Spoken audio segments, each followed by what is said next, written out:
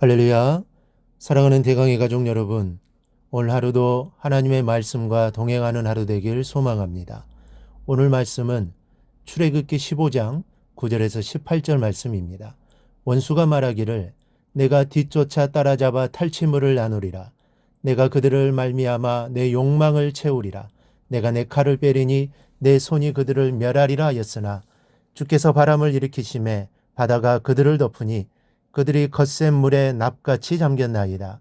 여호와여, 신중에 주와 같은 자가 누구니이까? 주와 같이 거룩함으로 영광스러우며 찬송할 만한 위엄이 있으며 기이한 일을 행하는 자가 누구니이까? 주께서 오른손을 드신즉 땅이 그들을 삼켰나이다. 주의 인자하심으로 주께서 구속하신 백성을 인도하시되 주의 힘으로 그들을 주의 거룩한 초소에 들어가게 하시나이다. 여러 나라가 듣고 떨며 블레셋 주민이 두려움에 잡히며 에돔 두령들이 놀라고 모압 영웅이 떨림에 잡히며 가나안 주민이 다 낙담하나이다.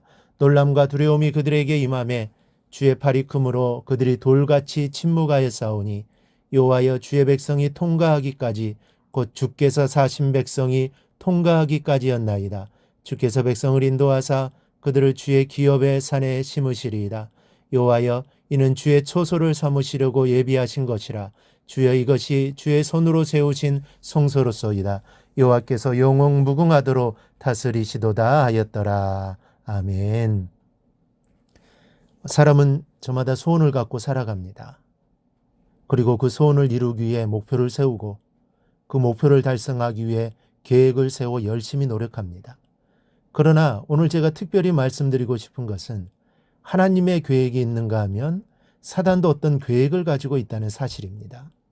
하나님은 인류를 구원하신다는 계획을 갖고 독생자를 이 땅에 보내셨습니다. 그러나 사단은 인류의 구원을 방해하려고 모든 수단을 동원했습니다. 결국 사단은 유대인들을 선동하여 예수님을 십자가에 못 박아 죽였습니다. 예수님만 죽이면 하나님의 계획을 실패로 돌릴 수 있다고 생각했던 것입니다. 하지만 그것은 착각이었습니다. 십자가 사건이 오히려 하나님을 도와주는 일이라는 것을 몰랐던 것입니다. 그리고 사람들을 자꾸만 죄악으로 유도합니다. 그래서 사람들과 하나님과의 관계를 단절시키려는 노력을 쉬지 않고 행해왔습니다. 이렇듯 사단도 계획을 가지고 그것을 이루기 위해 열심을 다합니다. 오늘 본문을 돌아가 보면 애굽의 바로가 어떤 계획을 세웠는가를 알 수 있습니다. 9절을 보면 원수가 말하기를 라는 말로 시작을 합니다. 먼저 이스라엘 백성을 뒤쫓아 탈취하리라고 했습니다. 9절을 보면 원수가 말하기를 내가 뒤쫓아 따라잡아 탈취물을 나누리라. 이스라엘 백성이 출애굽을 할 때 애굽 사람들은 귀중한 보물들을 다 내주었습니다. 이렇게 된 이유는 하나님께서 이스라엘 백성이 구하는 대로 주게 하셨기 때문입니다. 그러나 애굽 사람들의 입장에서 생각해 보면 하나님의 재앙이 어찌나 무서웠든지 어서 빨리 이스라엘 사람들의 애굽을 떠나주기를 바랐기 때문입니다. 그런데 지금 바로의 마음이 달라졌습니다. 모든 군사를 이끌고 추격하여 저들이 가지고 있는 모든 보물과 가축과 재산을 압수하겠다는 것입니다. 두 번째는 반드시 복수하리라는 계획을 가지고 있었습니다. 9절을 보면 내가 그들로 말미암아 내 욕망을 채우리라. 이스라엘 백성을 추격하여 저들의 재산을 탈취하고 내 마음이 만족을 느낄 때까지 복수를 하겠다는 것입니다. 생각을 한번 해보십시다.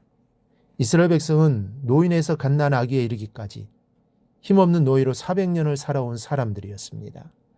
교육을 받은 것도 아니요, 군사훈련을 받은 것도 아닙니다. 군사훈련까지는 기대도 하지 않습니다. 하다못해 꽃갱이나 낫자루 정도는 들고 있어야 할 것 아닙니까? 그러나 저들 손에는 아무것도 없습니다. 한마디로 오합지졸입니다. 그런 애굽의 군대를 보십시오. 병거를 동원한 최정예 부대입니다. 장수들은 혁혁한 공을 세운 명장들로 구성되었습니다. 세계 최강을 자랑하는 화력을 가지고 총 출동했습니다. 그리고 저들의 마음에는 복수심으로 가득 차 있습니다. 셋째로 이스라엘을 죽이겠다는 생각으로 가득했습니다. 9절을 보면 내가 내 칼을 빼리니 내 손이 그들을 멸하리라. 이 말은 바로를 위시한 애굽 군사들이 마음에 다짐하는 소리입니다. 내가 너희들을 반드시 죽이리라는 것입니다. 이 복수도 복수 나름입니다. 네가 나를 한 대 때렸으니 나는 2대 때리겠다는 것이 아닙니다. 아예 내 놈을 단칼에 죽여버리겠다는 것입니다. 그래서 이스라엘 민족을 완전히 멸절시키겠다는 것이었습니다. 지금 애굽의 바로가 가지고 있는 계획은 너무나 엄청난 것이었습니다. 그리고 양옆으로는 산과 죽음의 사막이 가로막고 있어 어디로도 피할 수 없는 극도로 불리한 상황에 놓여 있습니다. 이제 이스라엘은 완전히 멸망할 수밖에 없는 상황에 놓이게 되었습니다. 그러나 하나님께서는 바로의 계획을 산산이 부숴버리셨습니다. 애굽의 계획을 부끄럽게 만드셨습니다. 그리고 하나님 자신의 계획을 성취시키셨습니다. 10절을 보니 주께서 바람을 일으키심에 바다가 그들을 덮으니 그들이 거센 물에 납같이 잠겼나이다. 애굽 병사들이 납같이 잠겼다고 표현합니다. 돌보다 훨씬 더 무거운 납처럼 가라앉았다는 것은 애굽 군대가 얼마나 무기력하게 홍해바다에 잠겼는지를 강조하여 표현한 것입니다.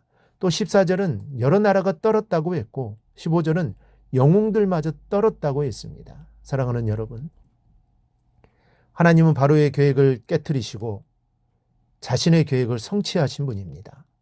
그 이유는 이스라엘을 너무너무 사랑하셨기 때문입니다. 우리를 사랑하시는 주님께서 사단의 계획을 산산이 부수고 우리를 은총의 길로 이끌어 주실 것입니다. 우리를 너무너무 사랑하시기 때문입니다. 우리도 그 하나님만을 사랑하며 살아가기를 바랍니다. 홍해의 기적을 통하여 모세와 이스라엘 백성들이 하나님의 크고 위대하심을 다시 한번 깨닫게 되었을 때 그들이 한 일이 무엇입니까? 바로 그들의 입술에서 찬양이 흘러 넘쳤던 것입니다. 전능하신 하나님의 크고 놀라운 기적을 볼 때 감사와 기쁨의 마음을 억누를 수가 없었던 것입니다. 우리 모두 오늘 말씀을 꼭 기억하길 원합니다. 여러분의 삶이 무겁고 힘겹게 느껴질 때마다 하나님께서 여러분에게 은혜로 주신 것들을 다시 한번 헤아려 보시기 바랍니다. 하나님이 나에게 주신 것이 없다고 느낄지 모르지만 곰곰이 생각해 보면 하나님이 나에게 베풀어 주신 은혜가 얼마나 많은지 모릅니다. 그리고 힘들 때마다 넘치도록 부어주시는 하나님의 은혜와 사랑을 생각하며 입을 열어 하나님께 경배의 찬송을 드릴 수 있기를 바랍니다. 그러면 찬송을 통해 우리에게 새로운 힘들이 생겨나게 될 것입니다. 그리고 그 힘으로 힘차게 나아갈 수 있게 될 것입니다. 이스라엘 백성들이 원망도 많이 하고 불평도 많이 했지만 하나님을 찬양하는 일도 많이 했습니다. 바로 이러한 찬양이 그들을 광야 40년의 길을 걷게 하는 원동력이 되었을 것입니다. 우리 모두도 힘들 때마다 하나님의 은혜와 사랑을 기억함으로 험한 이 세상을 늘 승리하며 하나님과 동행하는 삶을 꼭 살아가기를 주님의 이름으로 축원합니다.